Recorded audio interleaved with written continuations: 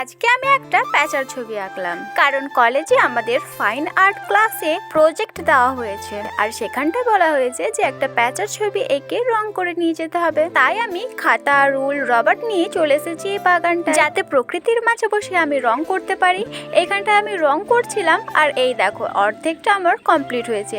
আর এখানে আমি এই শালিক পাখিকে বলছিলাম যে আয় আর দেখে যা তোর বন্ধুর ছবি এঁকেছি। ছবি আঁকা প্রায় কমপ্লিট হয়ে গেছে আর এখানটায় আমি চোকা দাগগুলো একটু সোজা করছিলাম। আর সত্যি বলতে এই প্যাঁচার ছবিটা আমার নিজেরই অনেক ভালো লেগেছে। আমি যে এত ভালো আঁকতে পারি সেটা আমি নিজেই জানতাম না।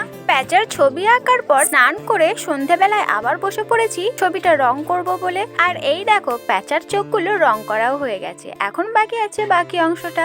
রং করতে তো বেশ ভালোই লাগছিল, কিন্তু কোন রঙের সাথে কোন রংটা মেশাবো সেটা বুঝতেই পারছিলাম না। আর অনেক সময় রংগুলো নষ্ট হয়ে যাচ্ছিল। তবুও বারবার চেষ্টা করার পর অবশেষে আমার প্যাঁচাটা রং করা সম্পূর্ণ হলো। প্যাঁচাটা কেমন হয়েছে সেটা প্লিজ কমেন্ট করে জানিও। আর ভিডিওটা ভালো লাগলে একটা লাইক করে চ্যানেলটা সাবস্ক্রাইব করে পাশে থেকো। Bye bye.